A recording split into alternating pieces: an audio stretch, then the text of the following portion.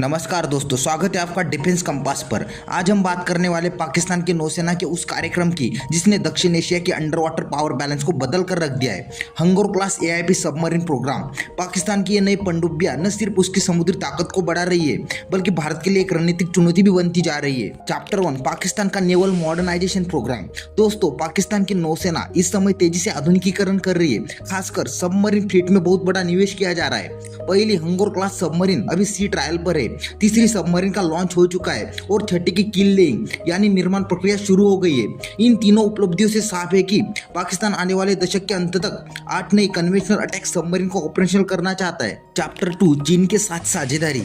ये सबमरीन पाकिस्तान और चीन की साझेदारी में बन रही है। पाकिस्तान ने ये project China ship building and offshore international company यानी CSOC के साथ मिलकर शुरू किया है। दरअसल हंगोर क्लास सबमरीन चीन की ही टाइप 039B युआन क्लास का एक्सपोर्ट वर्जन है। इसमें लगा है एयर इंडिपेंडेंट प्रोपल्शन यानी AIP सिस्टम, जो पनडुब्बियों को बिना सतह पर आए कई दिनों तक पानी के नीचे रहने की क्षमता देता है। 4 सबमरीन चीन में बनेगी और बाकी 4 Karachi shipyard and engineering work में तैयार होगी। चैप्टर 3, तकनीकी विशेषताएं। अब बात करते हैं हंगोर क्लास की तकनीकी खूबियों की। इसमें लगा है CSD 620 डीजल इंजन और स्टीयरिंग टाइप AIP सिस्टम। ये AIP सिस्टम आधुनिक फ्यूल सेल टेक्नोलॉजी जितना शांत और प्रभावी नहीं है, लेकिन ये सबमरीन को कई दिनों तक बिना सतह पर आए पानी के नीचे रहने में मदद करता है। इससे सबमरीन के स्नोर्कल साइकिल्स कम होते हैं और वो दुश्मन के रडार और सोनार से बचकर लंबे मिशन कर सकती है। चैप्टर 4, भारत की स्थिति। प्रोजेक्ट 75I में देरी। अब नजर डालते हैं भारत की तरफ। भारतीय नौसेना का प्रोजेक्ट 75I, जो अगली पीढ़ी की AIP इनेबल सबमरीन के लिए है, वो अभी भी कॉन्ट्रैक्टिंग और डिजाइन फाइनलाइजेशन के चरण में अटका हुआ है।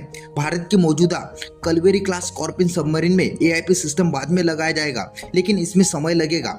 इस देरी के कारण आने वाले वर्षों में भारत और पाकिस्तान के बीच AIP कैपेबिलिटी गैप बढ़ता जा रहा है। चैप्टर 5, पाकिस्तान की बढ़त। अगर प्रोजेक्ट तय समय पर पूरा हुआ तो साल 2030 तक पाकिस्तान के पास कुल 11 AIP इक्विप सबमरीन होगी, जिनमें उनकी ऑगस्टा 90B सबमरीन भी शामिल है, जिन्हें MESMA टाइप AIP सिस्टम से अपग्रेड किया जा चुका है। दूसरी तरफ भारत के पास उस समय तक कोई भी पूरी तरह से AIP वाली ऑपरेशनल सबमरीन नहीं होगी।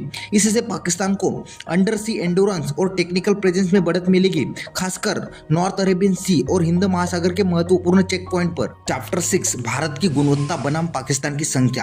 Quality versus quantity. अब सवाल यह है कि क्या पाकिस्तान की ज्यादा सबमरीन भारत की ताकत को पीछे छोड़ देगी? जरूरी नहीं।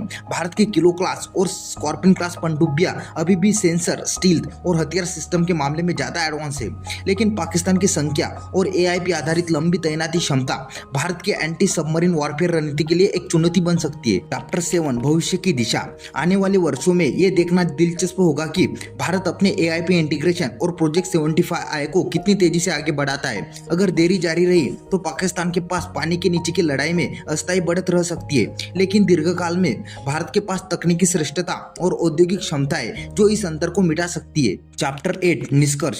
तो दोस्तों, पाकिस्तान की हंगोर क्लास सबमरीन उसके नौसैनिक कार्यक्रम का सबसे महत्वाकांक्षी हिस्सा है, जो आने वाले वर्षों में भारत के लिए रणनीतिक चुनौती बन सकता है। भारत को अब अपने प्रोजेक्ट 75I प्रोग्राम और इंडिजिनस AIP टेक्नोलॉजी को तेजी से लागू करने की जरूरत है, ताकि हिंद महासागर में उसकी अंडर वाटर डोमिनेंस कायम रह सके। तो दोस्तों, आज के वीडियो में बस इतना ही। वीडियो अच्छा लगा तो प्लीज लाइक, शेयर और चैनल को सब्सक्राइब करना ना भूलें। मिलते हैं इसी तरह के अगले एक और नए इन्फॉर्मेटिव वीडियो के साथ। Thank you for watching.